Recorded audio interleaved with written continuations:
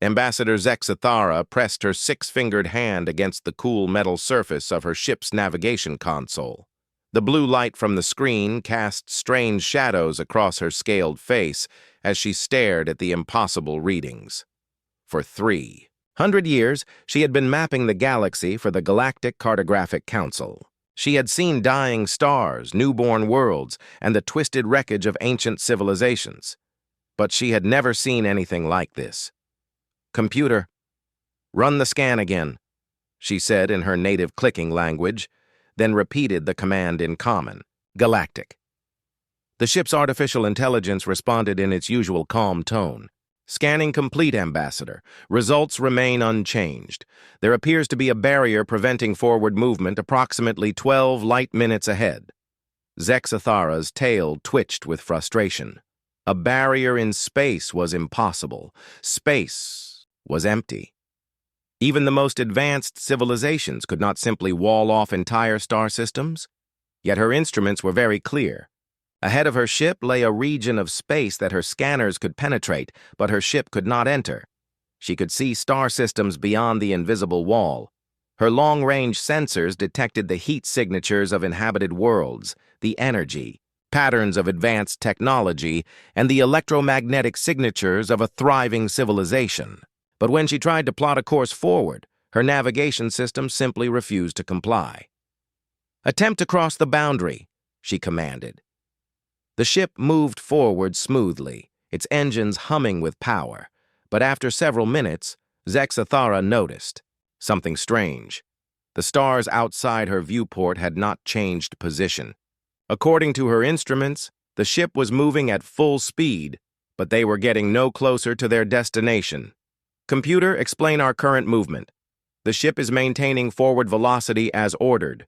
However, our position relative to our destination remains constant." Zexathara felt a chill run down her spine. It was as if space itself was moving around them, keeping them in place while creating the illusion of forward motion. She had heard rumors of such technology among the eldest races, but had always dismissed them as impossible. "Change course. Move parallel to the barrier." The ship responded immediately, and within minutes they were traveling along what appeared to be an invisible wall. For 3 days, Zexathara traced the boundary, finding it perfectly consistent. Whatever lay beyond was completely sealed off from the rest of the galaxy. On the 4th day, she encountered another ship. The vessel was sleek and silver, clearly built by the Nexari Trade Federation. As Zexathara's ship approached, she received a communication request.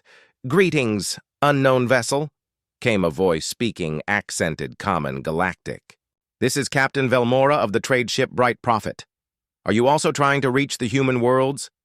Human worlds. Zexathara's hearts began beating faster.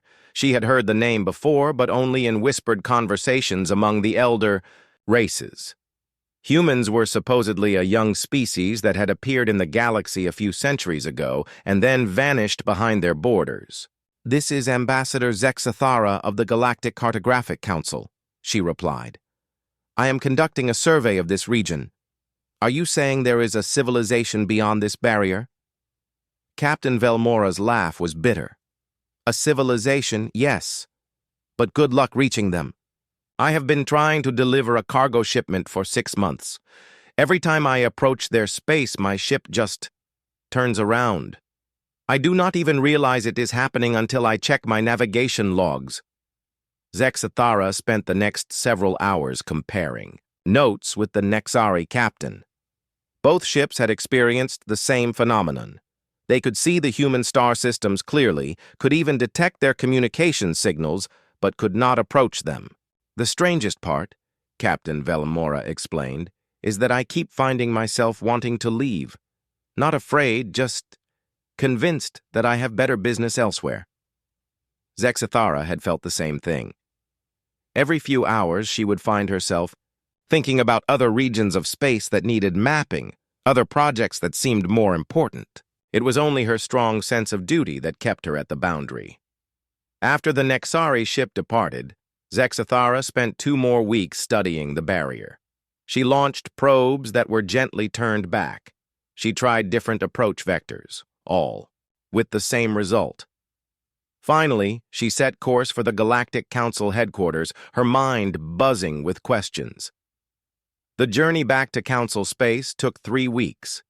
When Zexathera arrived at the massive space station that served as the Council's headquarters, she immediately requested an emergency meeting with the senior cartographers. The meeting chamber was a vast sphere with viewing platforms for representatives of dozens of different species. As Zexathera presented her findings, she noticed something strange. The elder races, the Vorthans, the Kethmori, the ancient builders, were not surprised by her report. Instead, they exchanged meaningful glances and seemed almost relieved. Ambassador. Zexathera, said Elder Morthak of the Vorthan delegation, his voice carrying the weight of millennia. Your discovery is not unexpected. We have known of the human boundary for some time. Then why was I not informed? Zexathera demanded. This represents a significant gap in our galactic maps. Elder Kesthine of the Ancient Builders leaned forward, her energy form shimmering with what might have been amusement. Tell me, young cartographer, what did you sense when you approached their space? Zexathera considered the question carefully. I felt peaceful, safe, as if whatever lay beyond the boundary was protecting rather than threatening. Exactly, Elder Morthak nodded. The humans are not hiding from us, Ambassador. They are protecting us from themselves. I do not understand. Elder, Kesthine's form pulsed with ancient memories. 300 years ago, a young species called humanity emerged from a small region of space near the galactic rim. They were curious, energetic, and possessed an unusual talent for both creation and destruction. They made contact with several civilizations, including our own. They seemed harmless enough at first, Elder Morthak continued. Their technology was advanced, but not impossibly so. Their society was complex but understandable. They traded. They learned. They explored. And then what? Then they discovered what they were truly capable of, Elder Kesethine said softly. We do not know the exact details, but something happened that made them realize their presence. In the galaxy posed a danger to everyone else. They withdrew to their own space and erected the barriers you encountered. Zexathera felt confused. But they seem peaceful. My instruments detected no weapons, no military installations. That, said Elder Morthak, is precisely why they are so dangerous. A species that can casually manipulate space-time to create perfect barriers, that can turn away ships without the crews even realizing what happened, that can remain completely hidden while still maintaining a galactic presence through their trade representatives. Such a species has moved far beyond the need for conventional weapons. We have an agreement with them, Elder Kesthine added. They maintain their borders and limit their contact with the galaxy to a single diplomatic representative. In exchange, we do not ask questions about what lies beyond their barriers. But surely the Council has a right to know what exists in our galaxy, Zexathera protested. Elder Morthak's expression grew serious. Young Ambassador, there are some questions that are better left unasked. The humans have chosen isolation not from fear, but from responsibility. We respect that choice because the alternative might be far worse than ignorance. As the meeting ended, Zexathera found herself with more questions than answers. But one thing was clear. The blank space on her maps would remain blank. Some borders, she realized, existed not to keep others out, but to keep something far more dangerous contained within. She updated her official charts to mark the region as human space, boundary confirmed, entry restricted by mutual agreement. It was the first time in the Council's history that a region of space had been deliberately left unmapped. But as she filed her report, Zexathera could not shake the feeling that humanity's choice of isolation was not just about protecting the galaxy from their power. It was about protecting themselves from the temptation to use it. Dr. Kethmoran carefully brushed the ancient dust from the crystalline data core. his forearms working with the practiced precision of someone who had spent 2 centuries studying dead civilizations. The ruins around him stretched for kilometers. Across the barren world's surface, twisted metal and melted stone, telling the story of a once mighty empire brought to sudden ruin. He had discovered this world 3 months ago while following a trail of archaeological sites near what the younger races called the human curtain. Each site he had examined told the same story. The Devourers had passed this way, consuming everything in their path, and then they had simply stopped. The Devourers were legend now, a nightmare from the galaxy's past that most species preferred to forget. For 3,000 years, they had swept across the stars like a plague, turning entire solar systems into lifeless husks. Planets were stripped of their resources, moons cracked open for their minerals. Even stars were somehow drained of their energy to fuel the Devourers' endless hunger. Then, 847 years ago, they had vanished. No one knew what had happened to them. Some believed they had consumed themselves in their endless hunger. Others thought they had moved beyond the galaxy to seek new feeding grounds. But Keth Moran was beginning to suspect the truth was far more interesting. The data core flickered to life as his equipment powered it up. Ancient holographic displays materialized in the air around him, showing star charts, tactical displays, and resource calculations. Everything was written in the harsh, angular script of the Devourer Empire. "Computer, begin translation," Keth Moran said in his native clicking language. The portable translation matrix hummed as it processed the alien text. Slowly, words began appearing on Keth Moran's display screen. Fleet status report. Orbital cycle 3847 of the Great Consumption. Total systems consumed, 12,047. Estimated remaining systems in current galactic arm, 2,156. Projected completion of regional consumption, 47 orbital cycles. Keth Moran's tail twitched with excitement. This was exactly what he had hoped to find. Detailed records of the Devourer's final expansion. He scrolled through more entries, watching the systematic destruction of civilization after civilization. Then the tone of the reports began to change. Fleet status report, orbital cycle 3851. Advanced Scouts report discovery of new species designation, human.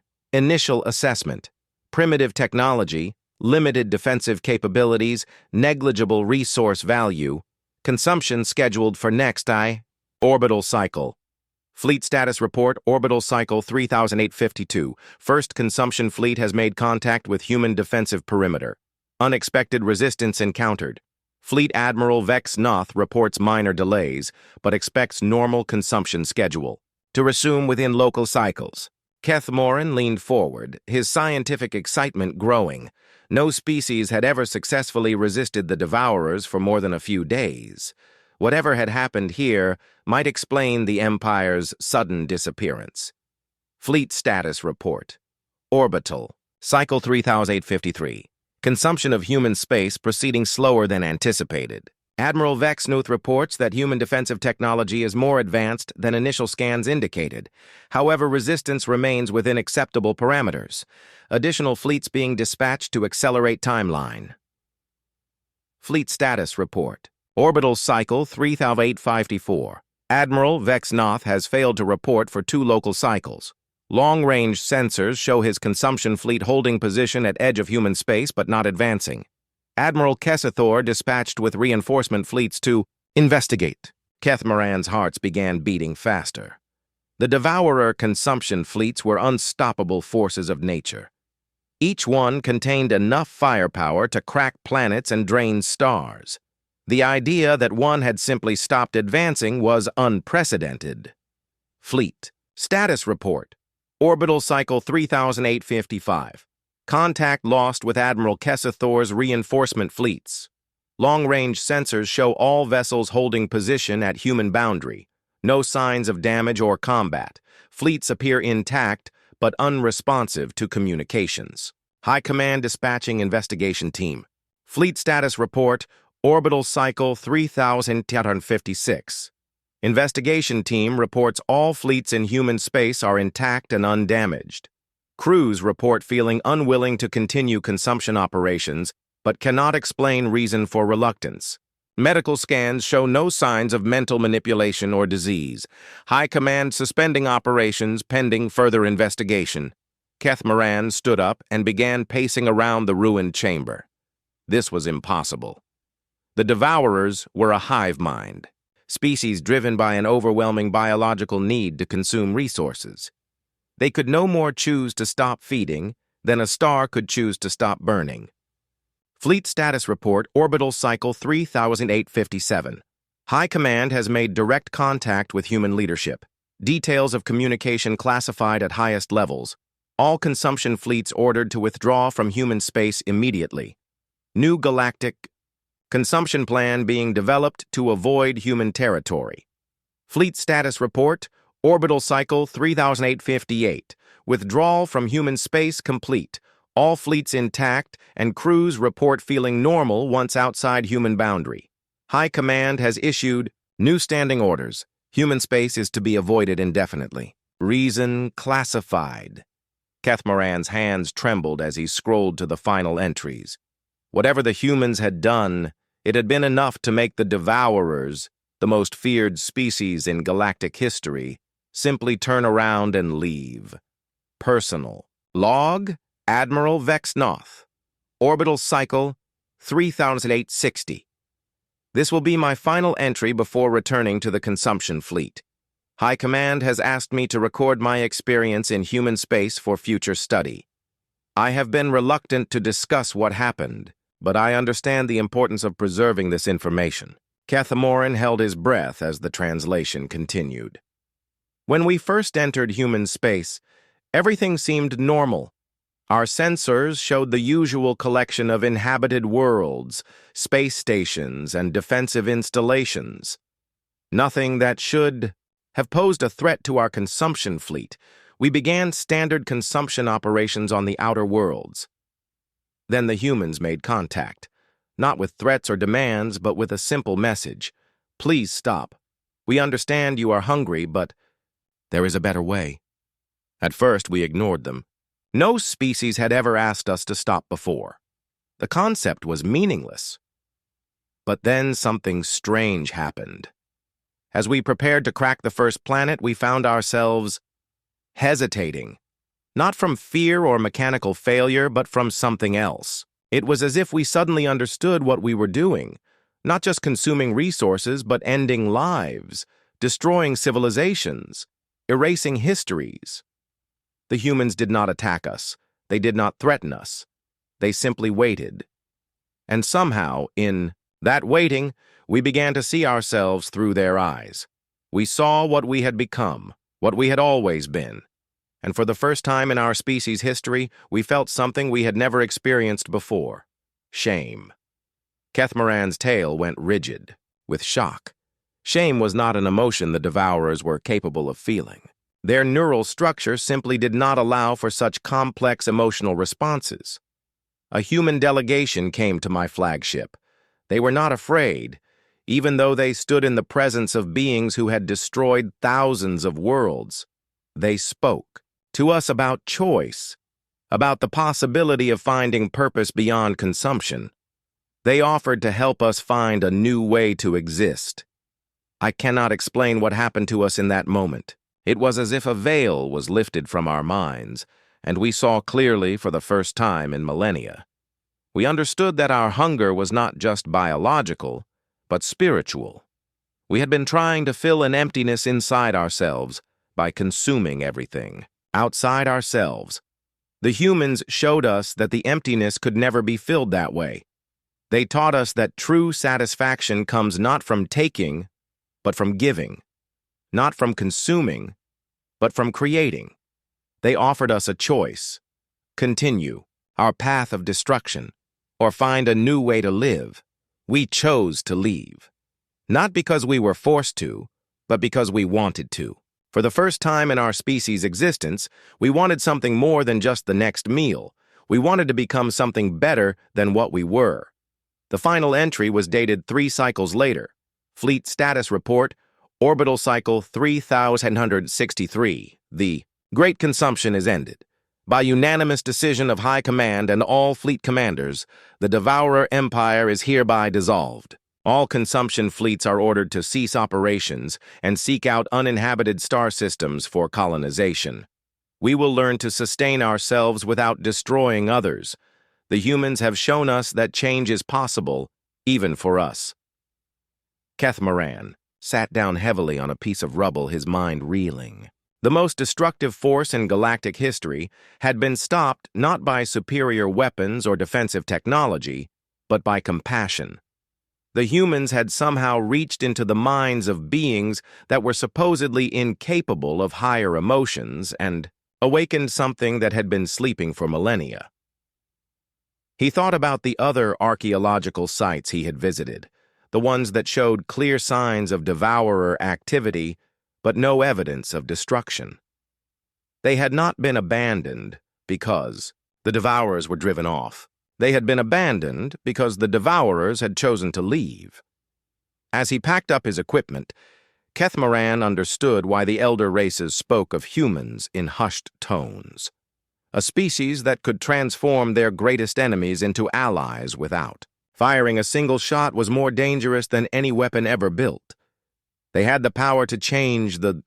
Chancellor Vextai of the Hegemony slammed his scaled fist on the polished table, sending ripples through the holographic display that showed the current galactic trade negotiations. Across from him, the human representative smiled politely and continued making notes on her datapad as if nothing had happened. "This is completely unacceptable," Vextai growled, his throat sac inflating with indignation. "The Hegemony has been negotiating galactic trade agreements for 12 centuries. We have never encountered such thoroughness," Sarah Chen suggested helpfully, looking up from her notes with bright, intelligent eyes. She was a small woman by human standards, middle-aged, with graying hair pulled back in a simple style. Everything about her seemed designed to be unremarkable, which made Vextai's frustration even more intense. "Obstruction," he finished firmly. "Every proposal we make, every compromise we offer, every concession we are willing to grant, you somehow find a way to improve. It is maddening." Sarah tilted her head slightly, a gesture Vextai had learned to recognize over their 6 months of negotiations. It usually meant she was about to say something that would be both perfectly reasonable and completely infuriating. "Chancellor, I'm simply trying to ensure that any agreement we reach serves the best interests of all parties involved. Surely the Hegemony appreciates thorough consideration of complex issues." Vextai's tail lashed behind him. That was exactly the problem. Every single suggestion Sarah made was reasonable. More than reasonable. They were improvements. When the Hegemony had proposed a simple resource-sharing agreement between their space and human territory, Sarah had suggested modifications that would increase efficiency by 30% while reducing costs for everyone involved. When they had discussed establishing trade routes through neutral space, Sarah had casually mentioned alternative pathways that would cut travel time in half while avoiding the territory of 3 different aggressive species that Vextai had not even known existed in those regions.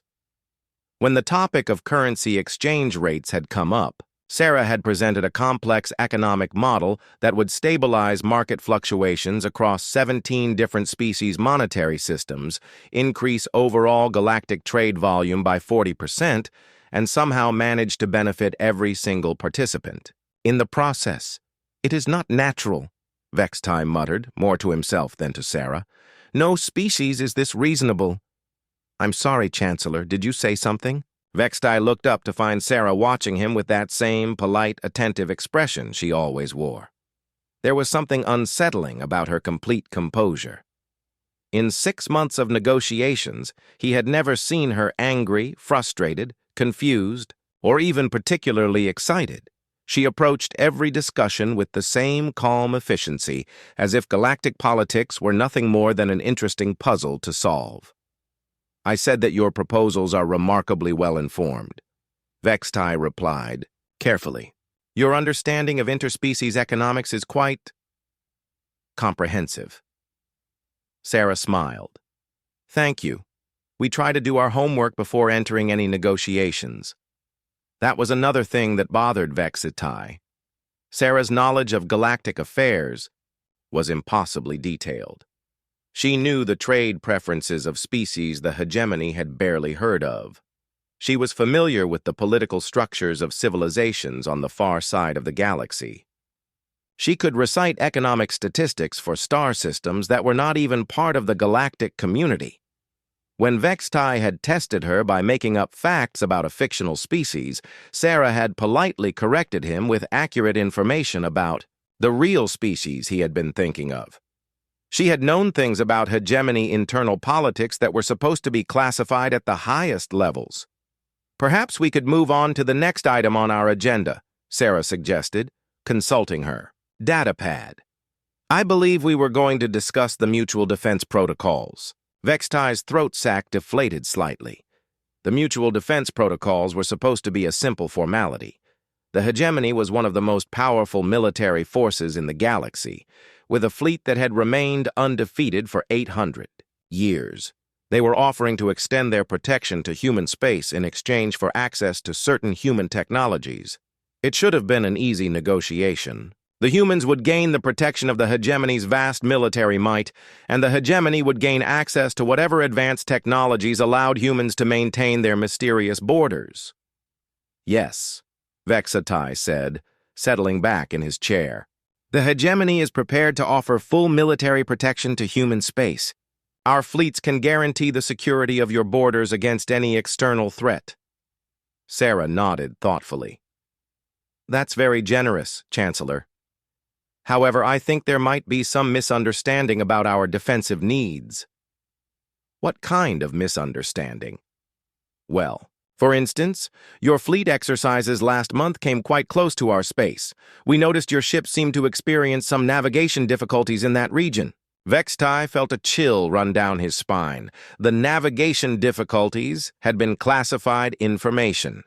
3 full battle groups had lost their way during routine exercises, somehow ending up hundreds of light years off course. The fleet commanders had reported strange instrument readings and an overwhelming urge to conduct their exercises elsewhere. Those were minor technical difficulties, Vextai said stiffly. Easily corrected. Of course, Sarah agreed. But it did make us wonder if there might be some natural phenomena in that region that could affect military operations. Perhaps it would be safer for everyone if joint exercises were conducted in more stable regions of space. Vextai stared at her. Sarah's expression was completely innocent, but he had the distinct feeling that she was trying to tell him something without actually saying it. The problem was, he could not figure out what that something was. Are you saying that human space presents navigational hazards to our ships? Oh, not hazards exactly, Sarah said quickly. More like complications. Our space is a bit unique in certain ways. It might be healthier for visiting fleets to limit their exposure to the region. There was that word again. Healthier. Sarah used it frequently when discussing military matters, always in a way that suggested deep concern for the well-being of other species' armed forces. She had used it when discussing the Kethmori border dispute, the Nexari piracy problem, and the ancient builder exploration fleets. Each time, her suggestions had been followed, and each time, the military situations had resolved themselves in ways that benefited everyone involved. The Kethmori dispute had ended when both sides suddenly discovered they were fighting over worthless territory and found much more valuable systems elsewhere. The Nexari pirates had decided to become legitimate traders after their leader experienced what he described as a moment of moral clarity. The ancient builder exploration fleets had redirected their search patterns and discovered 3 new types of energy sources in previously unexplored regions.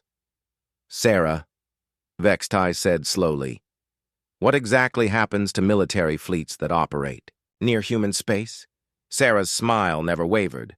Nothing harmful, Chancellor. It's just that commanders tend to find themselves inspired to consider alternative approaches to their missions. More creative solutions, you might say. More collaborative. Vextai felt his scales ripple with unease. He had read the classified reports from his military advisors. Deep in the hegemony's archives were files that went back 300 years, documenting every military encounter with human space. The pattern was always the same. Fleets would approach the human border, experience what commanders described as technical difficulties or crew morale issues, and then withdraw to pursue other objectives. Most disturbing of all, the commanders always reported feeling that their new objectives were somehow more important and fulfilling than their original missions. Invasion fleets became exploration expeditions.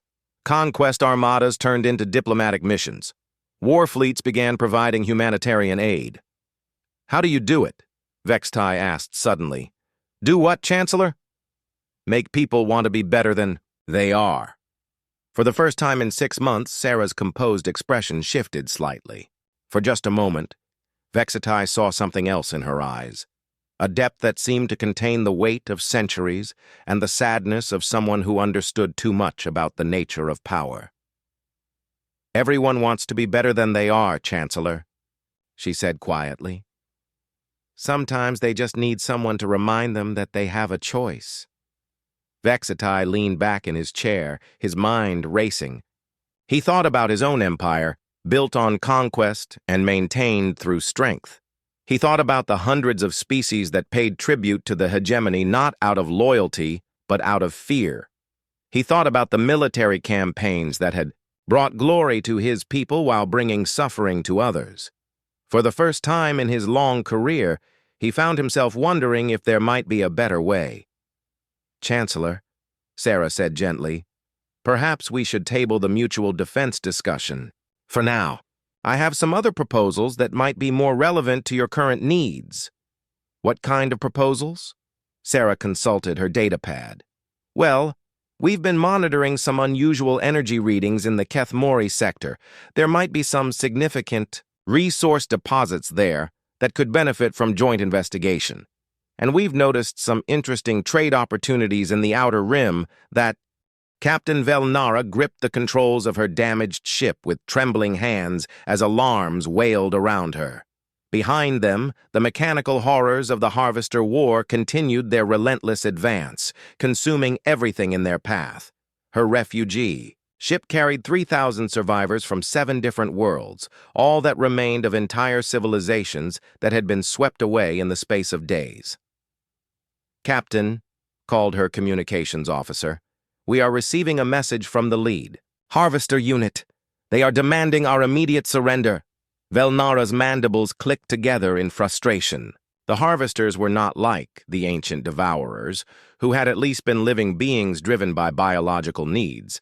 These were pure machines, created by some long-dead species as the ultimate weapon.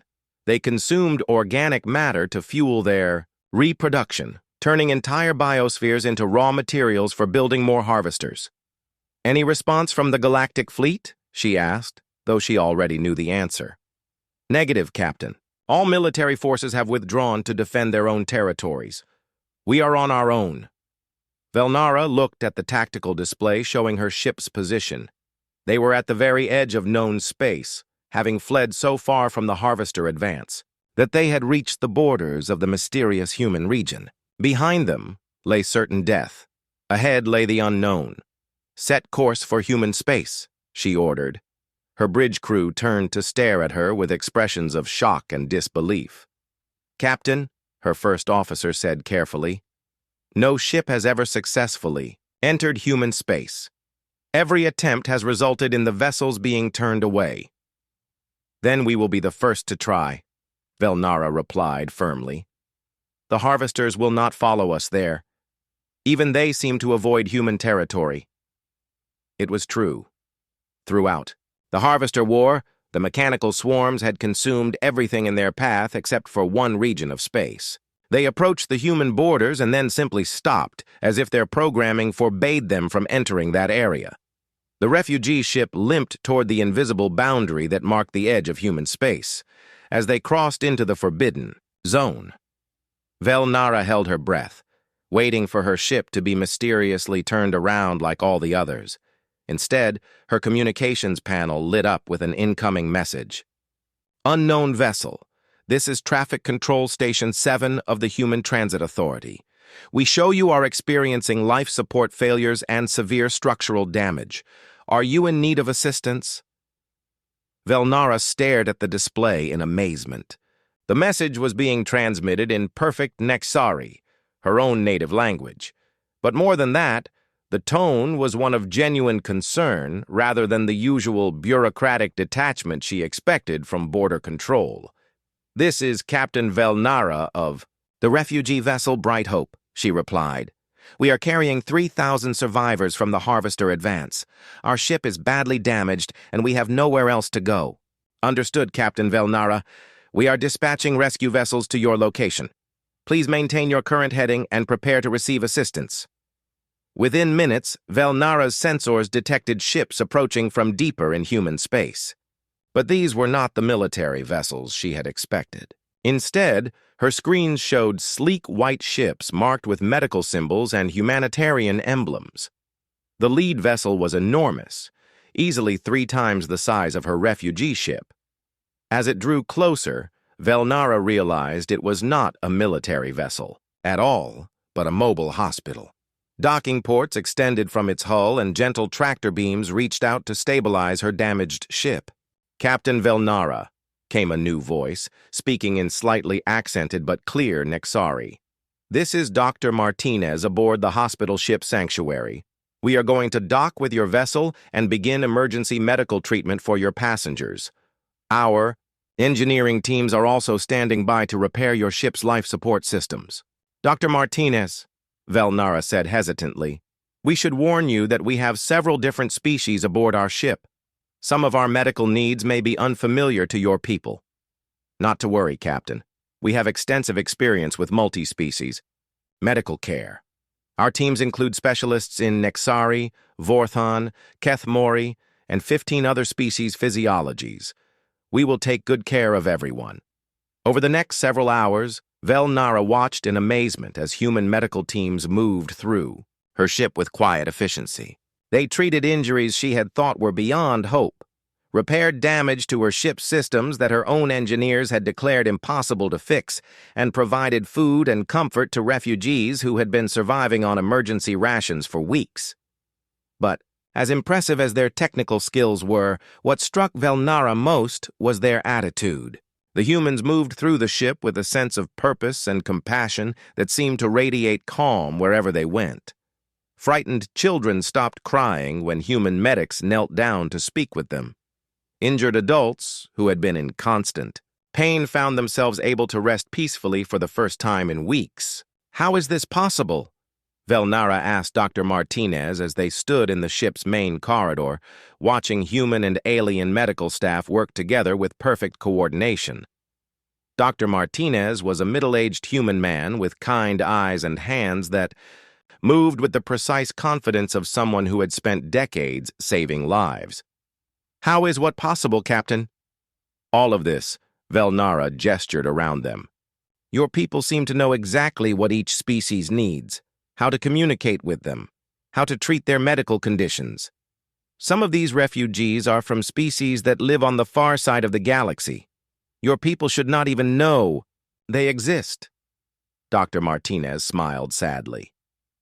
We have been preparing for this day for a very long time, Captain. We knew the harvesters would eventually reach this region of space. We have been studying every species they might displace, learning their languages, their biology, their cultural needs. We wanted to be ready to help. Velnara felt a chill of understanding. You have been planning for the Harvester War, but it only began 6 months ago.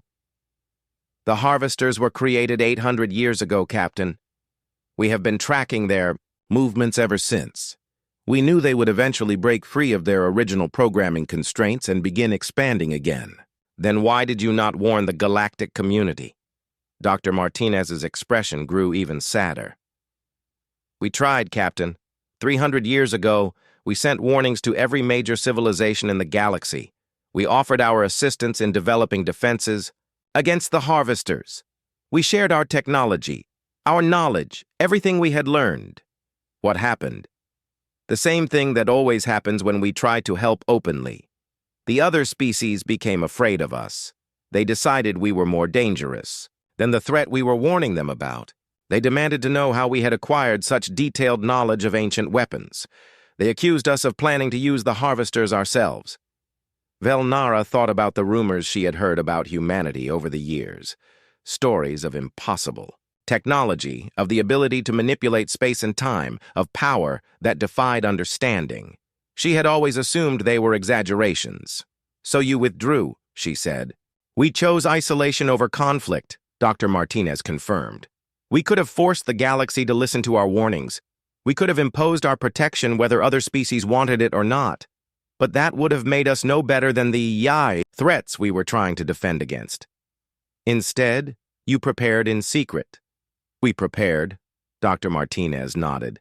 "We built refugee facilities, trained medical teams, developed technologies specifically designed to help rather than harm. We made ourselves ready to save as many lives as possible when the harvesters finally arrived." Velnara looked around at the bustling activity in her ship's corridors. Human engineers were repairing systems that should have taken weeks to fix. Human doctors were treating injuries with medicines that seemed to work miracles. Human aid workers were distributing supplies that appeared to be perfectly tailored to the needs of each individual species. "There is something else," she said slowly. "I have been watching your people work, and I notice things. Your medical equipment seems to understand alien biology better than it should. Your engineers repair our technology as if they designed it themselves. Your aid workers speak languages they should not know." Dr. Martinez was quiet for a long moment. "Captain, may I ask you something? In your travels, have you ever encountered a species that chose to limit its own power out of responsibility to others?" Velnara thought about the question. "No," she said finally. "Most species seek to expand their power as much as possible." "Exactly. And that is why we remain isolated. Not because we cannot help, but because helping too much can be just as destructive as not helping at all." "I do not understand." Dr. Martinez led her to a viewing port where they could see the human hospital ship. Its sleek white hull gleamed in the starlight, and Velnara could see dozens of smaller medical craft docked along its sides.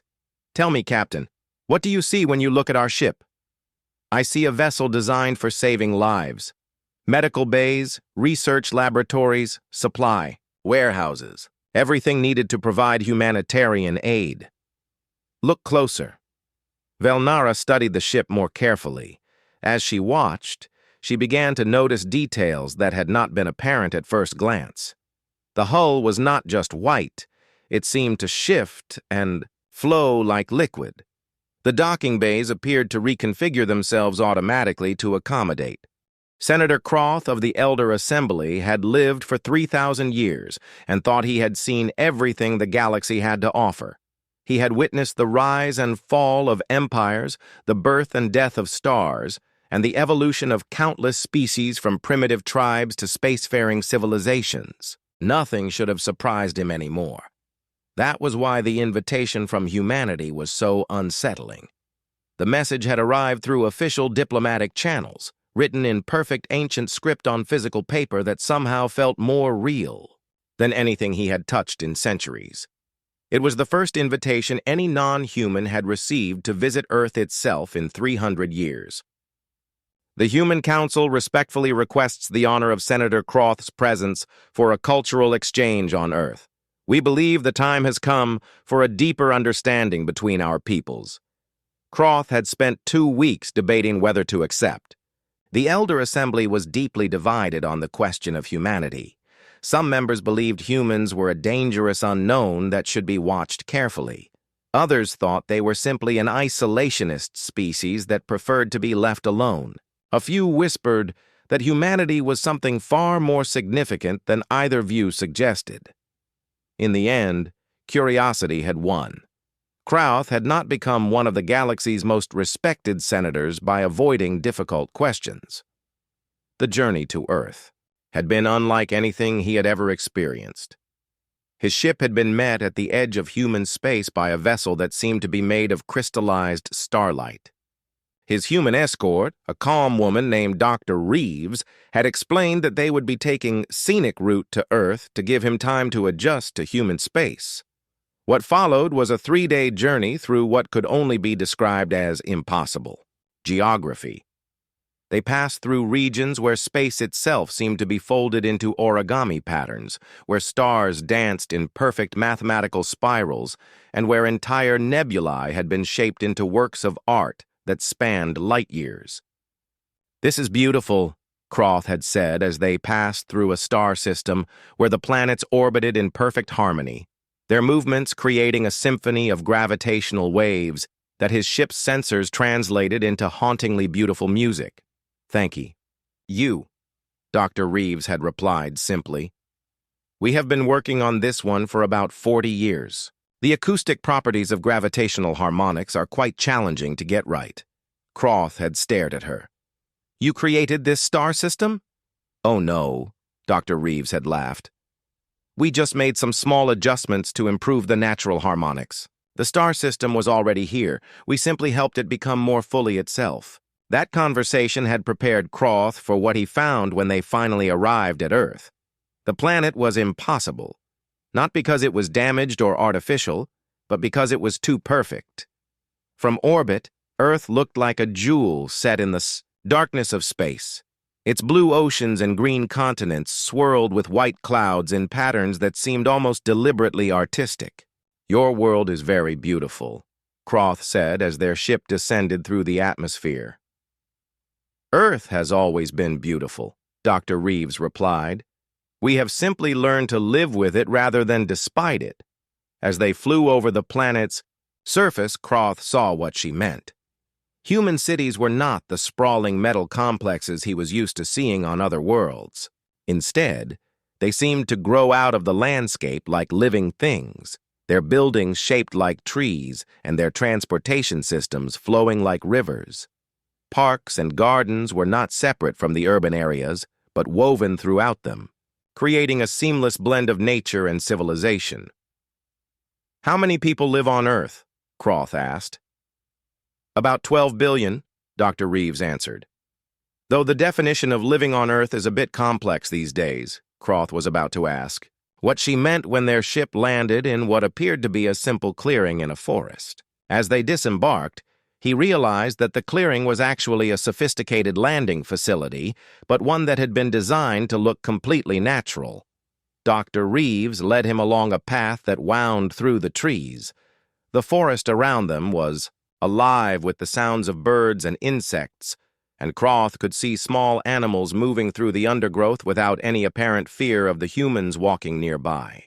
"Your people seem to have achieved remarkable harmony with your natural environment," Krauth observed. "It took us a while to learn how," Dr. Reeves admitted. "For a long time, we thought we had to choose between civilization and nature.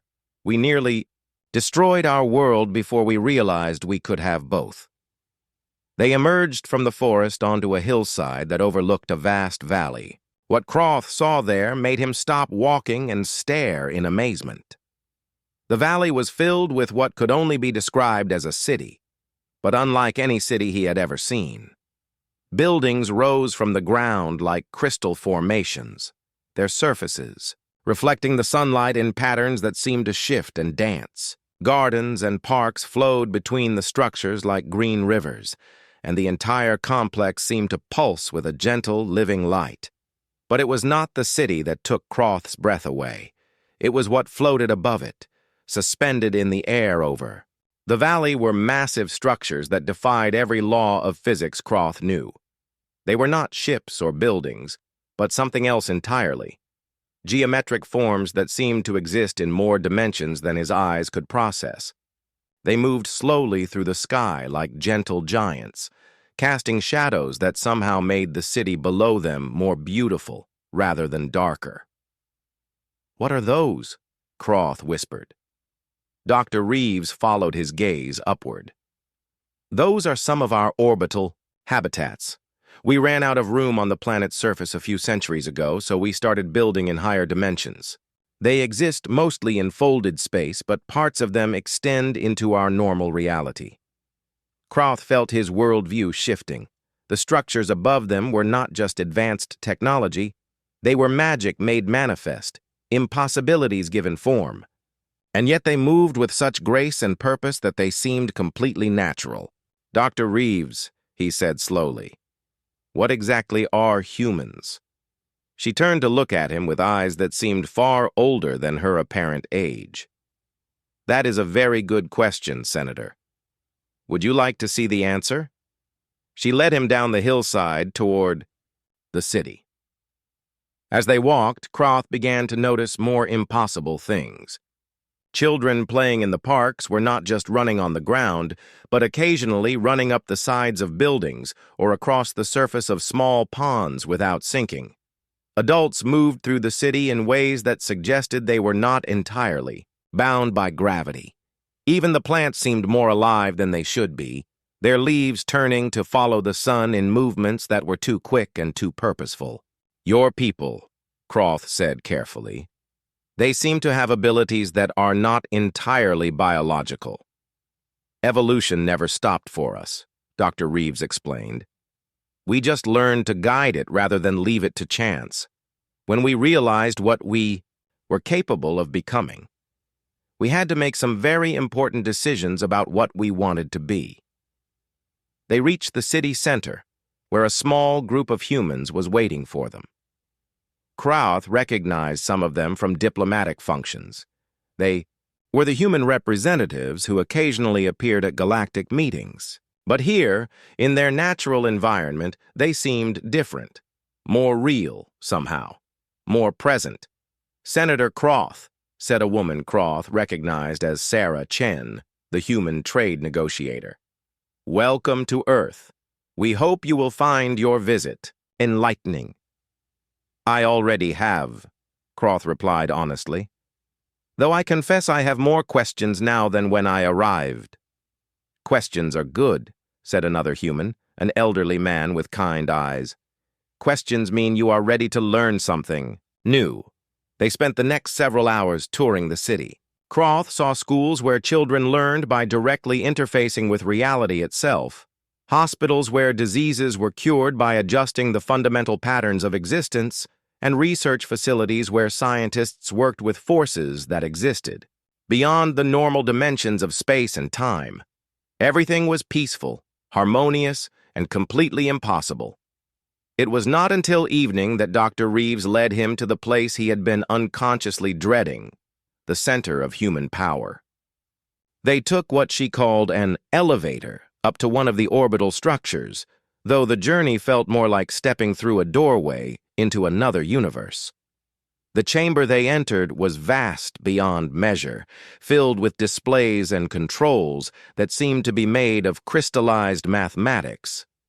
Through the transparent walls, Croth could see the curve of Earth below and the stars beyond, but he could also see other things, other realities layered on top of this one, like transparent sheets of glass. This is our monitoring station, Dr. Reeves explained. From here, we keep watch over this region of the galaxy. Croth looked at the displays more closely and felt his blood freeze. The screens showed star maps, but not of the galaxy as he knew it. These maps showed the flows of energy between star systems, the movement of species across space, the rise and fall of civilizations, and the approach of threats that would not be visible to normal sensors for centuries. You have been watching us, he said. It was not a question. We have been watching over you, Dr. Reeves corrected gently. There is a difference. She gestured to one of the displays, which showed a familiar region of space near the galactic core. 3 months ago, a species in this system developed antimatter weapons and began planning to conquer